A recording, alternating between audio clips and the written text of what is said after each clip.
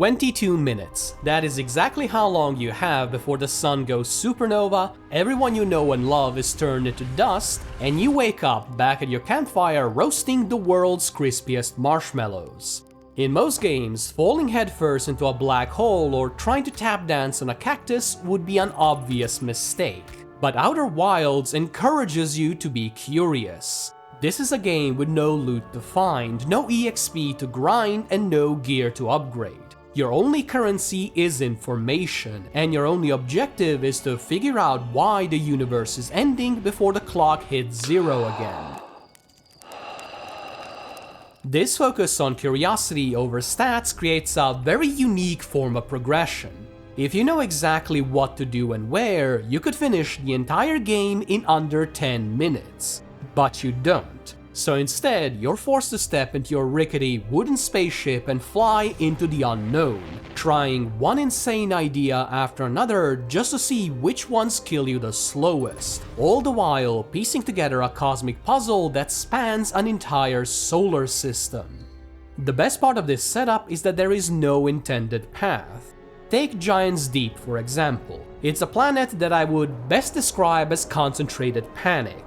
It's a world of massive, planet-sized hurricanes that don't just toss you around, they occasionally pick up literal islands and hurl them into space while you're standing on them. And just to spice things up, there's a massive glowing core at the center of the planet. And since gamers share about 90% of their DNA with magpies, you're gonna want to go touch that shiny object.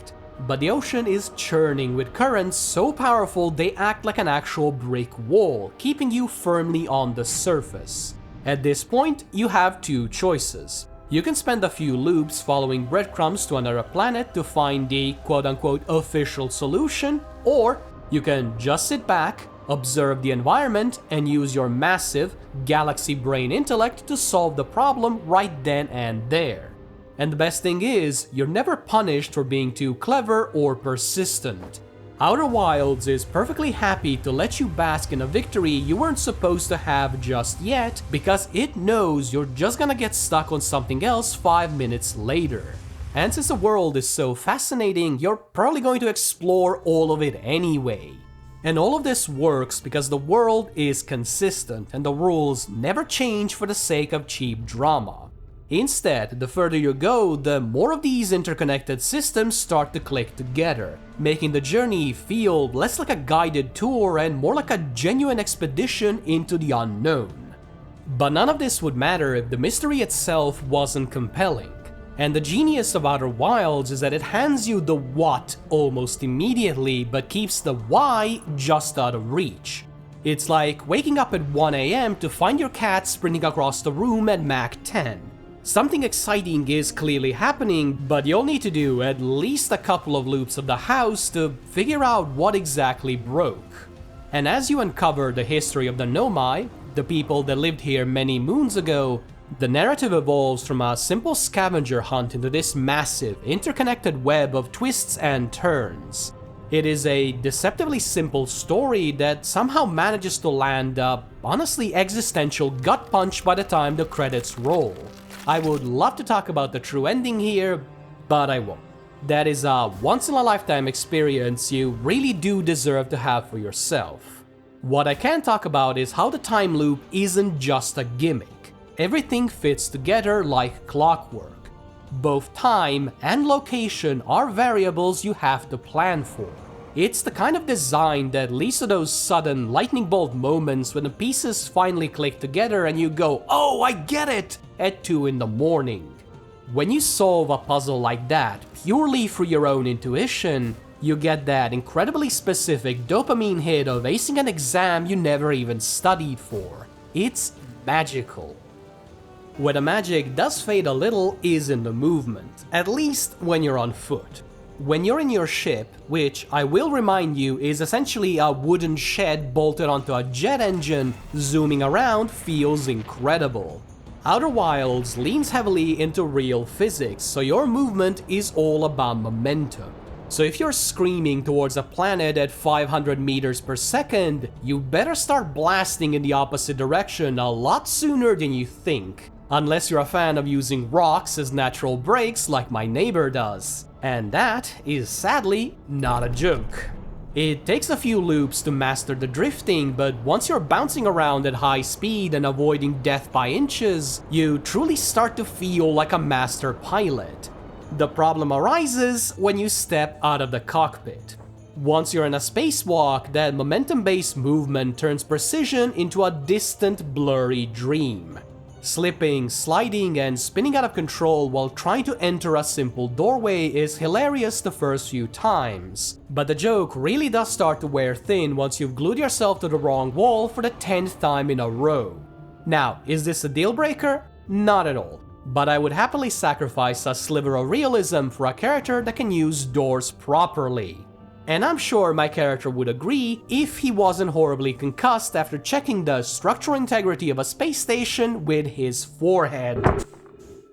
Part of what makes the world building so effective is just how weird it all is. You aren't dealing with generic procedural rocks floating in an endless void. The planets are all miniaturized, so small you can circumnavigate their entire equator in under 30 seconds, which gives the solar system a very dense, toy box sort of atmosphere.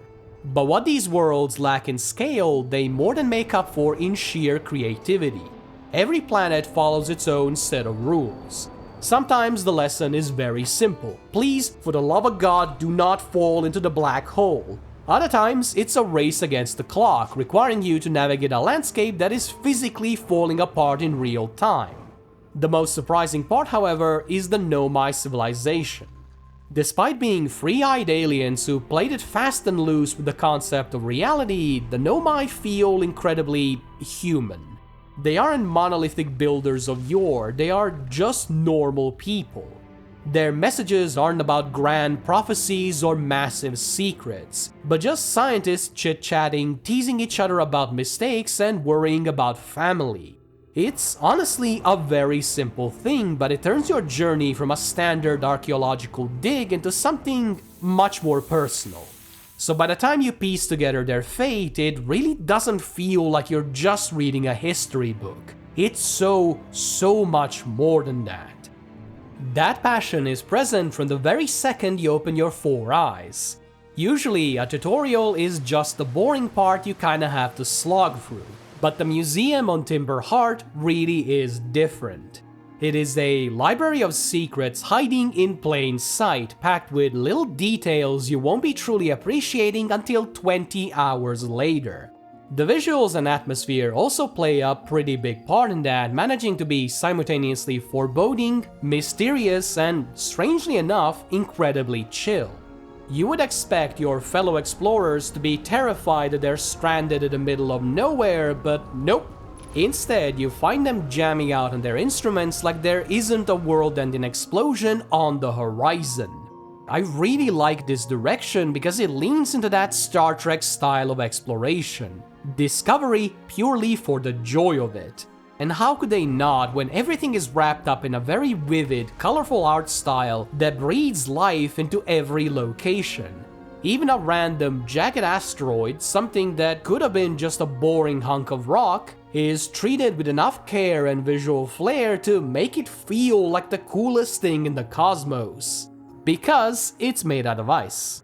But don't let the marshmallows and the banjos fool you. There is an undercurrent of genuine horror here. It triggers that same sort of thalassophobia you would find in Subnautica. You are a tiny, insignificant speck crawling over the ruins of a universe so vast and indifferent that it is hard to even wrap your mind around it. Trying to perform death-defying jumps over a black hole that is always pulling you down is enough to make your stomach drop. It doesn't help that the whole planet is a ticking time bomb where the ground beneath your feet is constantly being yanked out of existence. Watching a massive section of the city you were just standing on get slurped up like a piece of cosmic spaghetti is unsettling. But the real nightmare? That is easily Dark Bramble. I won't spoil the specific brand of hell that resides in that planet because I want you to suffer just like I did. But what I will say is that navigating that fog-choked labyrinthine mess has never once felt comfortable. And you know what? I genuinely appreciate how much of a visceral reaction Outer Wilds got out of me. It proves that I wasn't just playing a game, I was actually invested in both the world and my character. So, 7 years later, is Outer Wilds still worth your time? Well, if you have even a shred of curiosity left in your soul, the answer is a resounding yes. It's clever, it's charming, and it provides a constant, addictive chain of epiphanies that you simply cannot find anywhere else. The real tragedy of Outer Wilds is that it's a game you can only truly play once. Because the only thing standing between you and the credits is your own ignorance. And once that genie is out of the bottle, you can never put it back again. So if you decide to dive in, don't look up any hints and don't look up any guides. Just do things at your own pace. It'll be one hell of a journey, trust me on that. Thanks for watching. If you enjoyed the video, a like and a sub would help me out a lot, and I do hope to see you again soon. Bye bye!